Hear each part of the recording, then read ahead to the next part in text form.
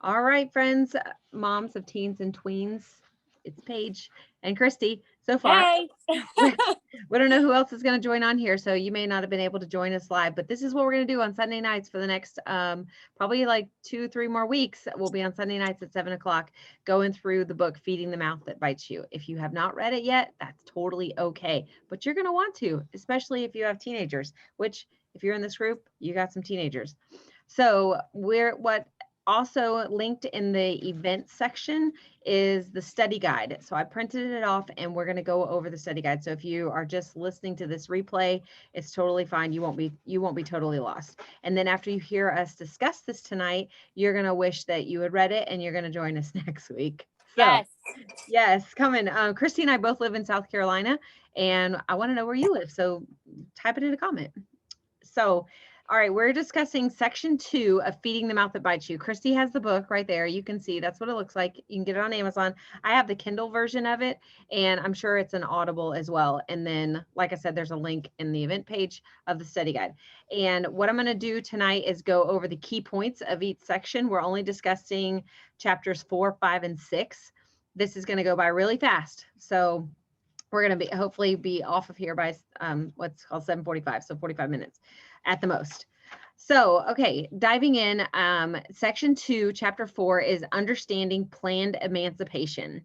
And the key concepts for this chapter are the big question that all parents must answer is, when will you consider your adolescent to be completely an adult?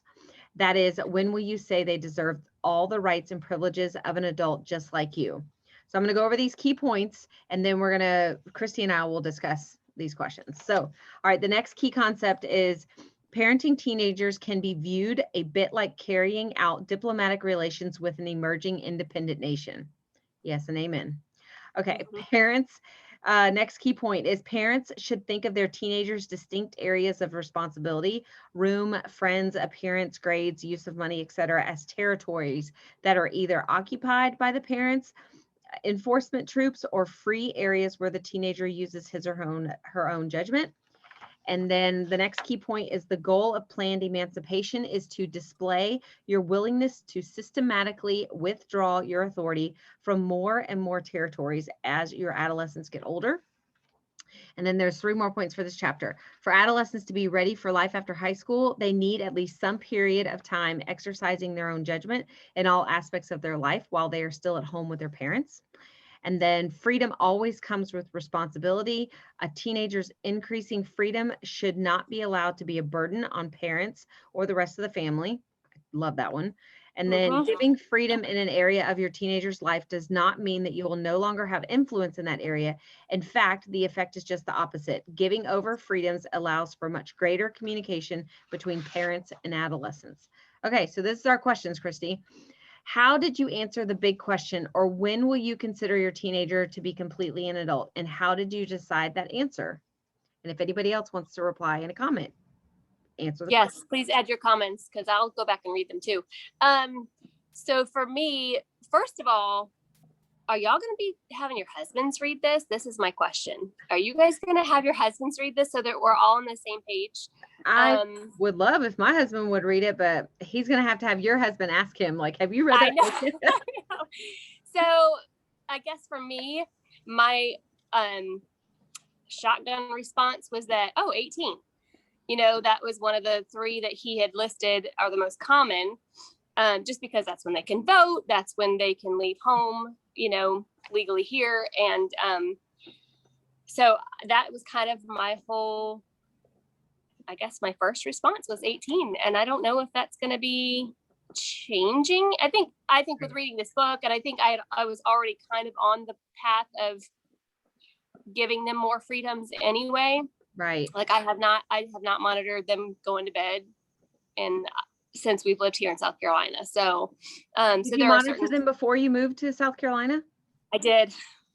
Okay. Yeah, it was 9:00 bedtime every night, and we tucked them in. Like still, wow. We would each go to a room, and then we'd switch, and we'd go and tuck them in. And by tuck in, I mean we sit and talk, basically. Yeah. So yeah, we kind of changed that because now I still want to go to bed by 9. They want to stay up. Yeah. So yeah, it was I guess, something I had to let go of.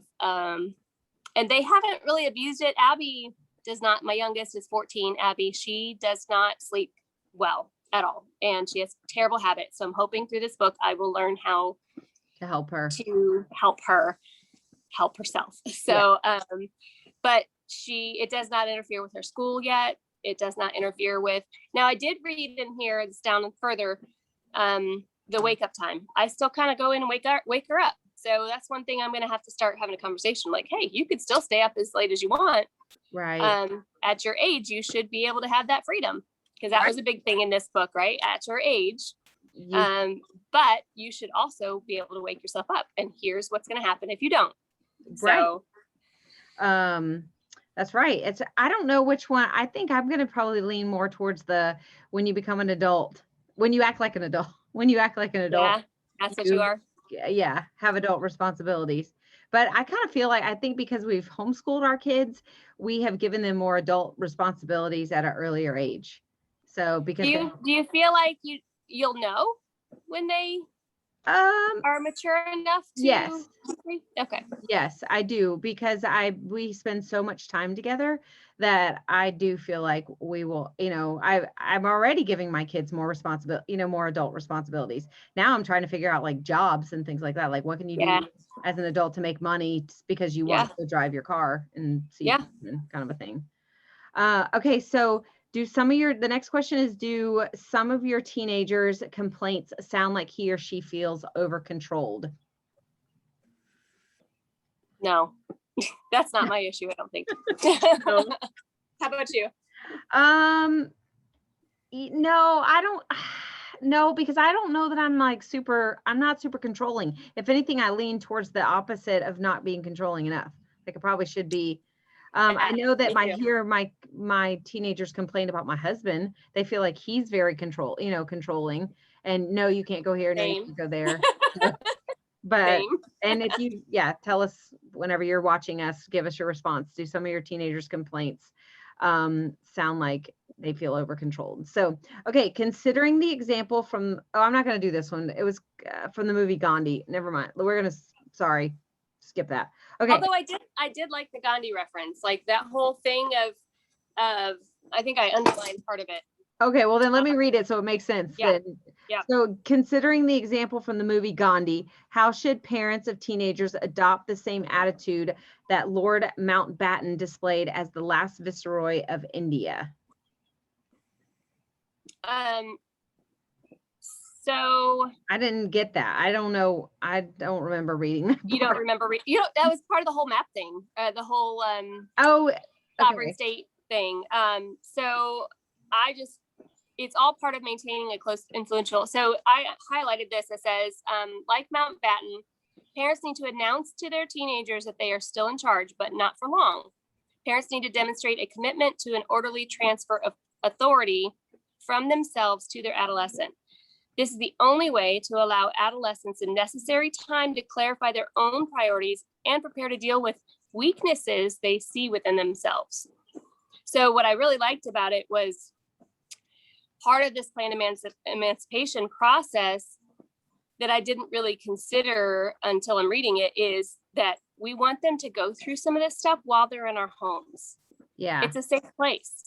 So we want them to start figuring out their priorities and their weaknesses while they're with us. Yeah. Not out on their own. That's true. So for us to, have that kind of a viewpoint, like, have you thought about how you'll handle that? I'm sorry that happened to you or whatever, but, what the example was, sometimes you have to say, sorry, you still have to do this my way now, but soon it'll be your decision. Have you thought about how you'll handle this then? So things like that. It's just, he gives some really practical responses to things. Yeah. Anyway, it was really, to me, I just really liked that we were withdrawing the troops one state at a time, because we're addressing the issue of who is in charge of this up front rather than shying away from it, all with the goal of helping them clarify their priorities and prepare to deal with weaknesses while they're in our own home. Yeah. So that's what I got from that. I did, now looking at it, I did have that highlighted I had that, like, how are you going to handle this? Yeah. Right above that where it says parents need to demonstrate a commitment to an orderly transfer of authority from themselves to their adolescent. Yeah, that was good. Okay, so moving right along, in what areas, Yep. any of your teenager's life, have you clearly given them autonomy? For instance, like what music they listen to, how they keep their room, who they choose for friends, etc. I let my kids choose All their of that. friends. Yeah, and I let my kids choose how they keep their room, except for like my daughter Claire. She whenever we have company in town. I'm like, you need to get your room clean because company's gonna be Yeah. in the room. Other I than mean, there that, are certain things. It is still our house, and it is still, I don't really, I haven't given into the part of, well, they'll clean their sheets when they smell them.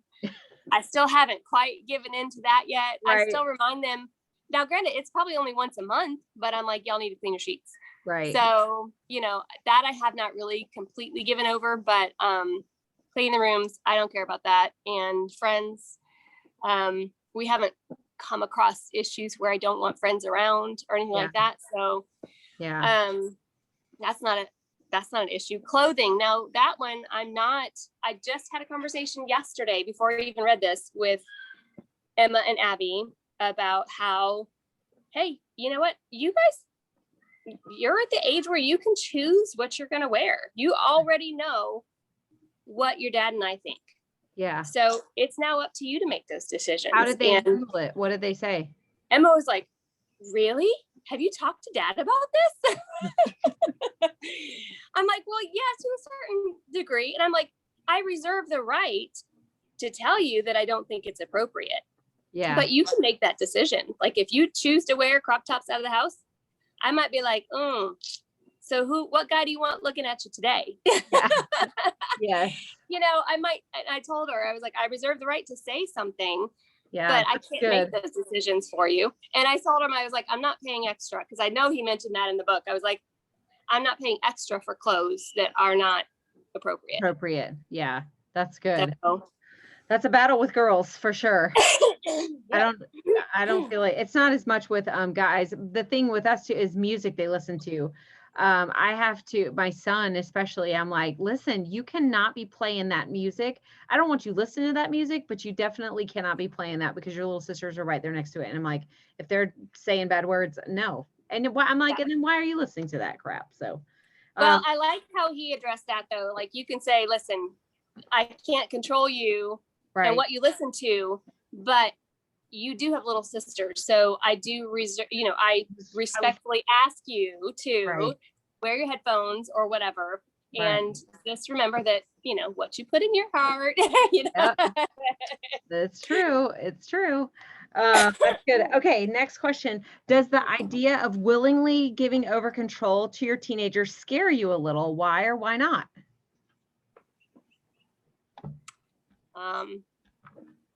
I'm sorry I'm answering all these questions, but No. nobody's on here right now. So y'all answer these in the comments, please. I'm Yes. curious. I want to come back and read y'all's comments because Me I too. learned from you too. So personally, I fear-based parent.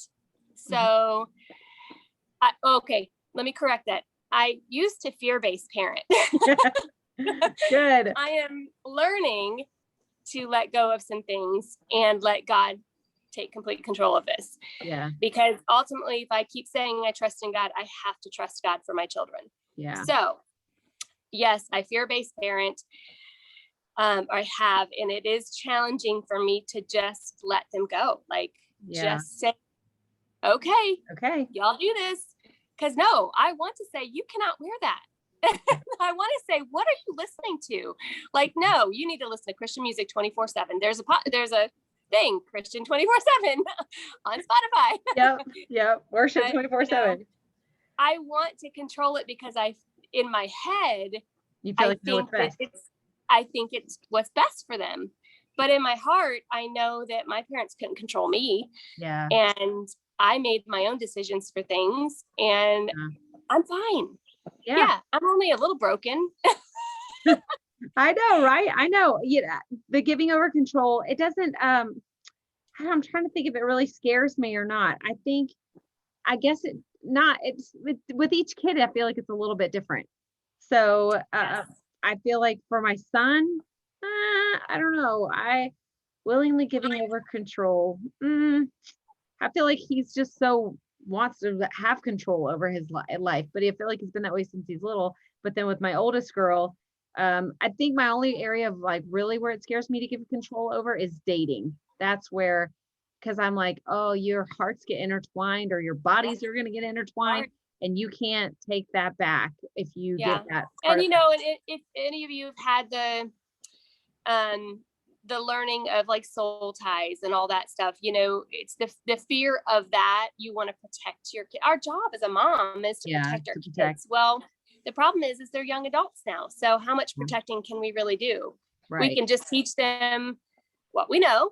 Yep. And pray and then make sure that they make the right decisions. And I think what's hard for a lot of parents in today's generation is that we've learned to helicopter parent, and we've learned to swoop Yeah. in and save the day and solve their problems for them. Right. And I think that this book is helping us learn as parents, we need to let them make their mistakes so that they learn from their mistakes. So that's what true. Oh, so hard. Okay. This is training parents. This book is not about how to change your kids. No, it's totally like how to train you as a parent. Yeah. Yes. And they don't, I mean, you just don't think about these things whenever you're having a baby. Nope, you don't. Okay, next question. Does it seem counterintuitive that in many cases, giving up control of an area of your teenager's life can increase your influence as a parent through greater communication? So when you give up more control, it actually can increase your influence as a parent through greater communication. I mean, of course, I think that's completely true. I don't think it's counterintuitive. I think it's true because they feel free, you know, like you're not the one casting judgment, or they're not going to get in trouble. Right. You know, so part of it, their upbringing has been, well, I'm going to get in trouble from mom and dad, you know, instead of a respecting thing. So I think if our goal is to have good communication with our kids, this is so important that we grasp it and do it the right way, because I want my kids to talk to me until late in life, you know, Yeah. want to be around me. So sure. Absolutely. Me too. Me too. Okay, next question. Planned emancipation allows teenagers to feel they have really grown up at a home and not that they just got away. Are you one, or do you know someone who felt more like they got away from their parents? I don't feel like I got away from my parents. I mean, I lived at home until I got married though, as well. And I did get married at 21. So it's not like I was like super old or had been living at home for a long time. But I was working and then met my husband at 20 and got married at 21. So I didn't feel like I got away. It was time to go. It's time to go away. And I wasn't even gone that far. I was down the street. And I'm completely opposite. So, I mean, I left home at 18 and went to Florida from Indiana. Okay. So yes, I kind of got away. Yeah, you did. And my family, I respect their values and what they decided to do. My dad always said this, and it really just stuck with me. And he said that our home is our sanctuary. We live in the world every day. We don't have to bring it into our home. So they had strict rules, and things like movies. I wasn't allowed. They would count the curse words, and if there were 3 curse words, we left the movie theater.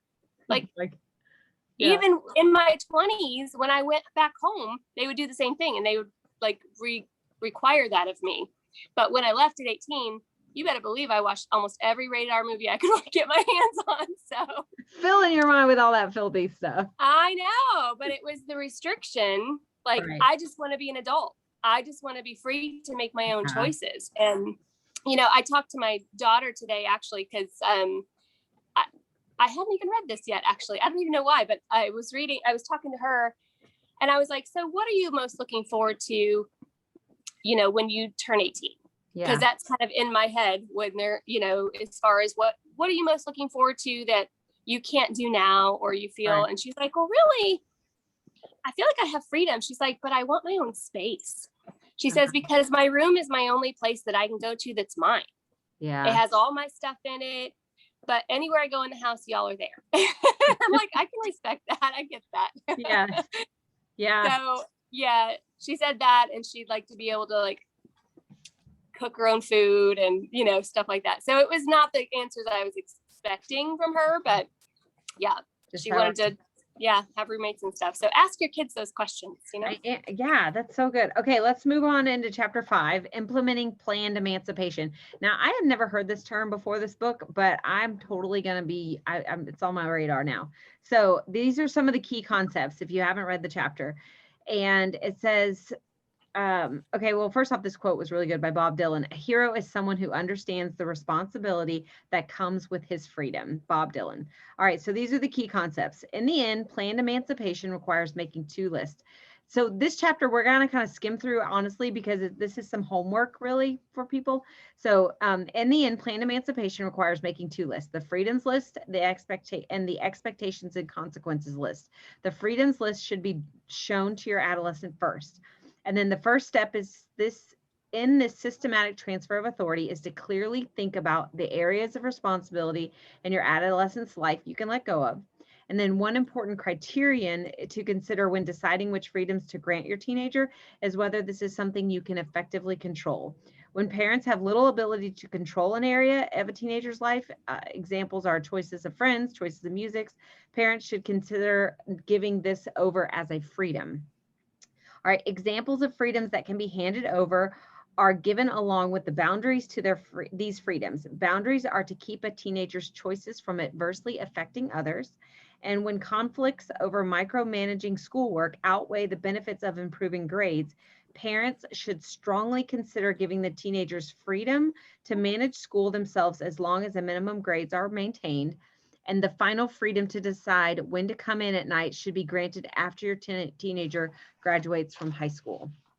So with that said, this is the homework for those watching and decide to actually take action, is to make out a freedoms list for your teenager. There's no need to make a freedom list for a child under the age of 13. How did you feel when you wrote words like use your own judgment? So I posted in the group that graphic, which that kind of gives, I feel like, some good examples. So go back and scroll through the post. The next thing is, remember that freedoms are not privileges. A privilege is, I'll be nice and let you buy that horrible CD. A freedom says, it's no longer up to me as your parent to decide what music you listen to. Are all the freedoms on your list truly freedoms and not privileges? So I haven't done this yet. I haven't actually made my kids a freedoms list yet. The next thing is, boundaries are only given to ensure that a teenager's own choices don't interfere with others in the family. Make sure these boundaries are not unnecessarily restricted or unnecessarily numerous. Are all the boundaries you've listed really necessary? Have you made this freedoms list yet, Christy? I didn't make this. So no, I haven't done. These are all just mostly points to ponder, and then we're going to go to one thing, like if you're trying to make a list and it's not like the one she posted, he says here, and I don't know, under the freedoms list on page 55, consider all the aspects of their lives about which they are required to ask permission, or that you regularly need to remind them about. So if you need help coming up with a freedoms list, that's something like, what do they have to ask you permission for? Or what do you regularly have to remind them about? Like for me, like I said, I need to get on Abby about waking herself up.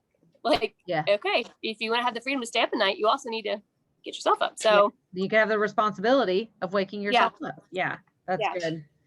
Okay, a couple more. Are there any more freedoms you could give over that you haven't listed? Remember, the question to be asking is, can we give over this freedom? Not do we have to give over this freedom? And then the last one is to actually show your adolescent this list. And, then how did they react? Did they seem a bit confused? Do you think they believe what you say, that this is now up to them? So chapter 5 was kind of like an overview, give you some homework to do. All right, diving into chapter 6, and we're going to wrap this call up. So communication with adolescents. So the whole war is because we can't talk to each other. Orson Scott Card. All right, these are the key concepts for chapter 6. Effectively communicating with adolescents is more important than your ability to control them. Only through good communication can you hope to remain relevant and have any influence in your children's lives as they pass into adulthood. Letting go of control improves your ability to communicate with your teenagers. Planned emancipation is not a process of reducing your controlling influence. It is a process of increasing your influence through communication. You can pause this and rewind that, what I just said. It's Yes. planned emancipation is not a process of reducing your controlling influence. It's a process of increasing your influence through communication. All right. The next key concept is they may not be particularly good at talking to their parents, or more commonly, there may be problems in the relationship that discourage them from sharing, but adolescents always desire good communication with their parents. Lecturing to a teenager is not communication. Parents can easily fall prey to the belief that just one more lecture is all that's needed to really get through to their teenager. I can assure you that when they look like they're not listening, they aren't. It's the truth. Okay. Yes. One common Husbands too. husbands too. And even myself, my husband Myself. was lecturing me last night, and I was like, well, that was a really good lecture, but I didn't hear words you said.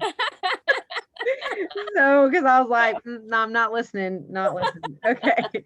So, one common communication problem is control battles. Behind the communication control battle lies one essential thought. You can't make me listen or share with you, because communicating with you is a choice they already control. Adolescents will assert the independence quite often. Okay. A couple more key points. Another common problem in communication is emotional immaturity. Some adolescents fail to communicate well with their parents because they're intimidated and unable to express themselves as well as adults with whom they're communicating. Yes. All right. Trust issues also are a common problem. If parents do not have their teenagers' need for privacy, do not take their teenagers' need for privacy seriously, their teenagers will stop sharing with them. So don't be going to gossip about all your teenager stuff that they, reveal to you.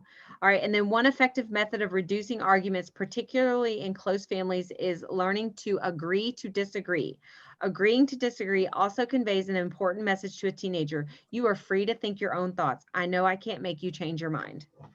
That's a good one. And then another communication tool parents need in communication with adolescents is advice giving. The hardest thing about advice giving is that it is a method of communication that's counterintuitive. Feedback that is hard for your teenager to hear, or something they are likely to disagree with, needs to be made smaller, not bigger.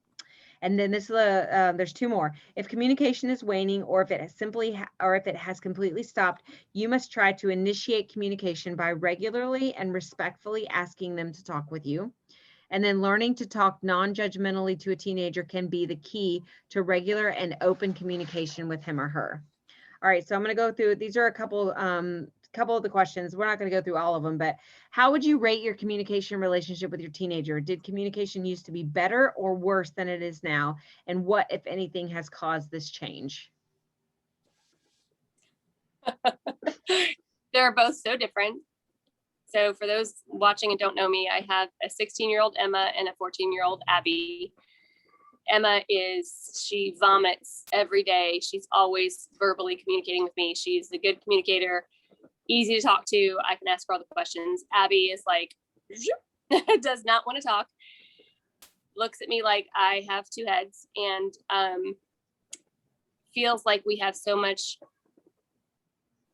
that we do not have anything in common. So we've struggled with that, and we had a bad bout with it. And then last year, I kind of told her, I was like, I love you and I want to know who you are. And it hurts my feelings that you don't want to talk to me.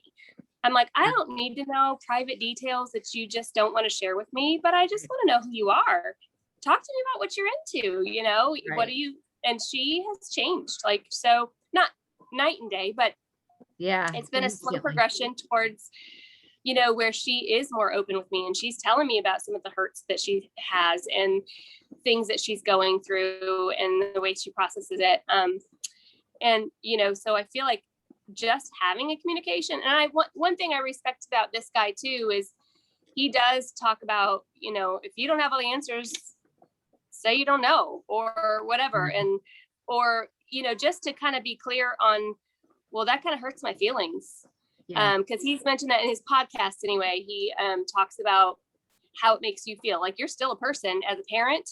So you still need to tell them, like, as many adults, that you're hurting my feelings when you say this or you do this. And I don't know if you mean to or not, but can we talk about that? So those are kinds of things that I've talked to Abby about, and they both are pretty open. One thing I do know is judging them instantly shuts them down. Oh yeah. 100%. So if they feel like you're casting judgment on their decisions or who they are as a person, well, because all of it thinks that it reflects on who they are as a person. Yeah. If you say anything like that, they shut down and will not want to communicate with you. So the art of listening is not my thing. I am not a good listener. Paige, you're a good listener. I'm not. Oh no. I'm always thinking about the next thing I'm going to say, and it's a fault, but I'm growing. I'm working on it. I think you're a great listener. Marco Polo has helped us tremendously. It has, because you have to listen. You can't intervene or interject. But with that, kids will respond to you if you listen. Yes. Like if you have more influence in advice giving if you listen and maybe give advice at a different time. Yeah. Like not during that conversation, but if you actually are just soaking it in. And Paige, you're really good at this. And I know lots of other people on here are good at asking questions and digging for more information. I've noticed with my kids, if I just kind of zip it and keep my mouth shut, yeah, that they tell me more. Yeah. They're more apt to tell me. So yeah. I'm well, and for those of you that are sports moms, I have learned too, on the way home from games when they lose, I don't say a word other than, what do you want to eat?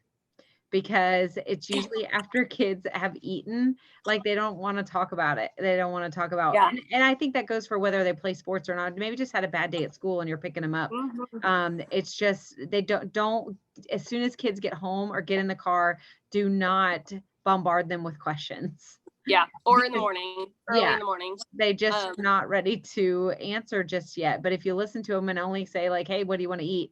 That's about all that they have capacity for. So yeah, there are times that our kids really just need to be kids again and get their needs met. So have you had a nap?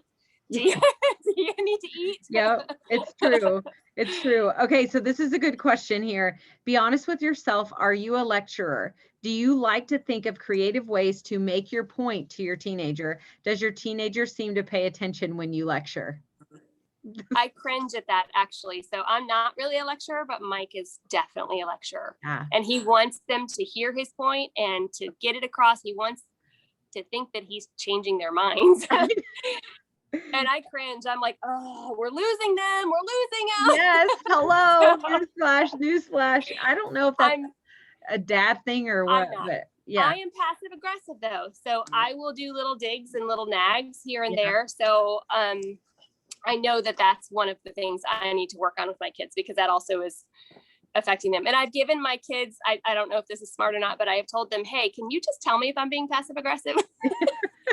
And they do. Abby is very quick to say, Mom, passive aggressive, or passive aggressive much, Mom? I'm like, okay, point taken. Sorry. I think whenever I get to my ropes in, that's when I want to give a lecture. But I've also learned really quickly, like they don't listen. I can tell on their facial expressions, they're not listening. And so, and it's funny, even with my youngest, with Corey, if I'm wanting to get on her, she's like, I'm sorry, Mom. I'm sorry. Okay. I'm sorry. I'm like, okay. So, all right. So let's just wrap this up. Let's see. Have you tried curtailing an argument when you and your teenager clearly see something differently by agreeing to disagree? Does this feel wrong to you? Like, as a parent, I should be getting my kid to see the right way? Or does your teenager keep badgering you even after you've offered to agree to disagree? See, my teenagers want to walk away, but my spouse loves to continue on. Yes. I'm like, let's just agree to disagree. I don't see things the same way. Other moms, tell us your points on this. Like, what do you Paige do? and I, we have the same struggles with this. So what do your families do in this situation? I'm good to agree to disagree and move on. I feel like little conversations here and there are more impactful than big, hard, long ones that people are just stressed out over. Yeah. Okay. Well, this is what the advice that he says in this next comment is: try changing your next lecture into advice giving. And remember to own your view as only your opinion, and signal that your teenager is free to disagree with you, and see if that goes differently than expected. And was there more back and forth than usual? So I think that's a really wise thing to say, like, It's really wild. and also like, do you want my advice? Do you need me just to listen to you right now, or do you want my Right. advice? Yeah. So, all right. So if praising kids is supposed to raise their self-esteem, why do so many adolescents reject their parents' positive feedback? Oh, That is a that's good a good one. question. I'm not sure. I did not finish the last few pages of this chapter, so I don't remember what he said, but if anybody has an answer to that And I one. haven't either. Yes, I don't know. I mean, off just the top of my head, I would think that it's probably because we're not giving them positive feedback about what they needed in the areas that we need it, Yeah. Yeah, that because makes their self-esteem is rooted differently.